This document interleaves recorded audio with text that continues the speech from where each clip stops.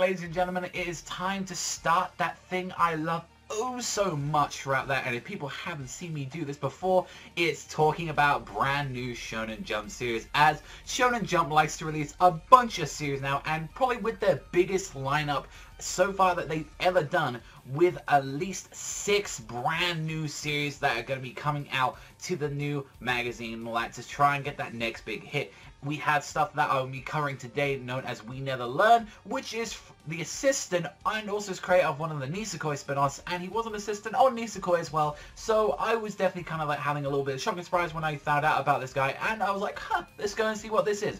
Plus, there are going to be other series as well coming out there. Brands like new guys, like the one guy coming out next week is U19 that I probably might cover. Demon Princess Poro's Diary. Hungry Mary, which is the creator of Beelzebub, so I'm very excited to talk about that. The creator of like Ice Shield 21 alongside with Sun Ken Rock as well, with Dr. Stone. And finally, the guy that made Kuroko no Basket coming out with Robot X Laser Beam, so, which is a golfing manga, which is going to be weird, but I'm kind of like curious to see how that one's going to turn out. So the question is, what is exactly this first series known as We Never Learn, and how is it, and whether or not it's worth your time? Well, the gist of this story, ladies and gentlemen, is our main character, Naruyuki, who's in his last year of high school, and he's like a smart, like, know-it-all, and he's like, yeah, teachers are gonna be impressed by how smart and clever I am, I'm so fucking good, look at me, and then turns out he completely gets stomped on because there's like 2 girls in his class, one known as Rizu, who actually sits to like next to science class, and she's pretty much just a super genius at that point,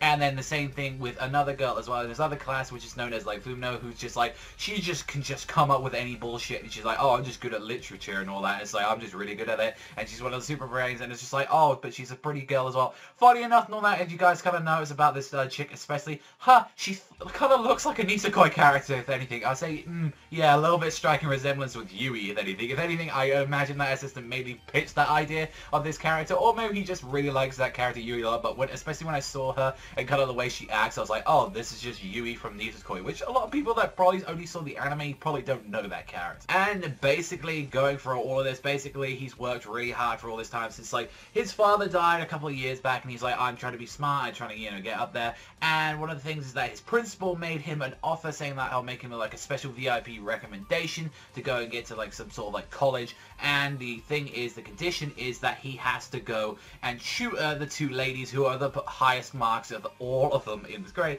However, there's a slight twist with these girls, as they want to do the complete opposite of what each other's doing. So basically, like, the science chick wants to go and do the literature stuff, and the same thing can be said with the literature girl. She wants to do the science, and the problem is that although they're good on these 2 sides of the fields, they completely suck at the other. So it's pretty much up to him, who's like pretty much a middle ground, good at kind of everything, but doesn't excel in anything, just kind of like make them get really good grades and get them into their target colleges.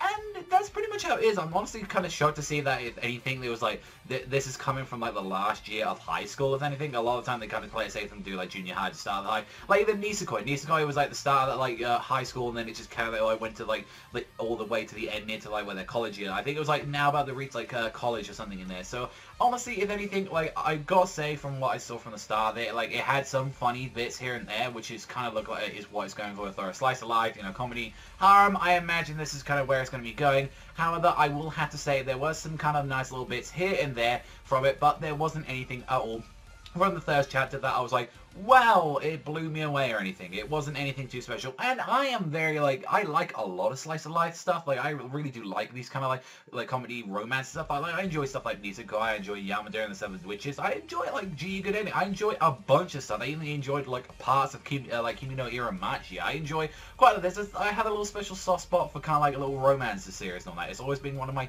favorite things to talk about, and when there's something that's not really too special out there, I'm like, but then again, Nisekoi wasn't like at all and all that. It wasn't amazing for a story or anything. What thing that kind of makes it out for me, especially what I look out for in these series, because let's be honest, the plot isn't going to ever progress or anything, or the romance not a lot. It's whether or not you enjoy time with these characters. That's the biggest thing for me in those series. So the question was the 3 main characters enjoyable at all in this entire first chapter? I mean, I kind of like the archetypes that they'll kind of go through. Obviously, you got your kind of little tsundere, like smart, kind of quiet science chick, and obviously there's a little bit more going on with all these characters. And I definitely gotta say, for like kind of the literature girl and all that, I actually did think she was kind of cute. Like I do kind of like a little bit of the shy girl, like, but then also as well, she's clearly like very kind and she's very open about everything. Like I think if anything, out of all if we're gonna go into waifus immediately, I'd say Fumino. But then again, we never know, because Jump is extremely brutal when it comes to series.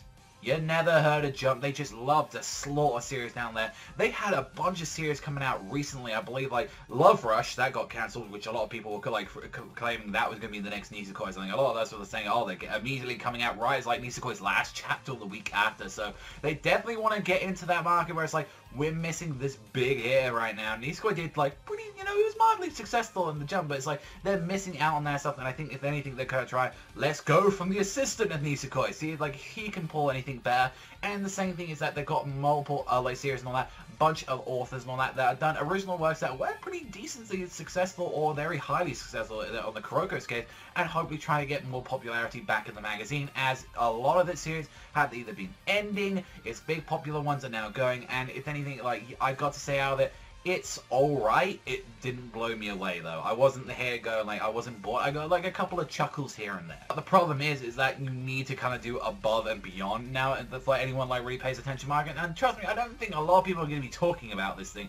I guess with a lot of people, they aren't going to be like, talked about unless like, oh, it's an anime. And if anything, if I see this ever becoming an anime, which I probably doubt it ever is going to be. If anything, I feel like it's probably going to fall into one of those things. People are going to like see it for about like 2 to 3 chapters and then just stop thinking about it altogether, and then it's probably just going to get cancelled. But I generally think, if anything, you know, it could turn into like a nice little sweet little series and all that I might enjoy on the side, but I generally don't think it's something that's going to last too long. But I thought it was fine. Like, if anything, it just didn't blow me away. I will say I enjoyed this more than Love Rush. Love Rush just felt just by the numbers, everything like that, and this one was like, oh, it's an interesting little twist here and there and all that, and it's like, and the archetypes of the characters, I do it, but it wasn't doing anything that was like, this is brand new, this is impressive, this is anything. The only reason this guy's kind of getting a little bit noble worth is because he was the assistant on Nisekoi and he did the spin-off, so you do see a lot of the character designs. Like, I think the main girl, like one of the main girls, like Fumino, I think she looks incredibly a lot like Yui, so that's probably where they get that from. Other than that and all that, it was like, it was alright. If anything, I'd give it a 6, but I'm looking forward to more of these stuff. I'm really looking forward to Hungry Mary. I really want to see one of the Beelzebub guys got through his brand new series. That interests me a lot. I want to see that. And of course, the same thing can be said for the Kuroko guy. I'm not extremely interested in golf at all, but then again, I didn't really care for basketball too much. But then again, I think basketball is a little bit more of a sport they can get into. So there's multiple other series, and I'm going to be trying covering as much of these as possible. If there's one that I really don't like, I really don't care for, then I probably won't talk about it. That might be a reason there, but overall, I'd give this a 6. I think it's fine.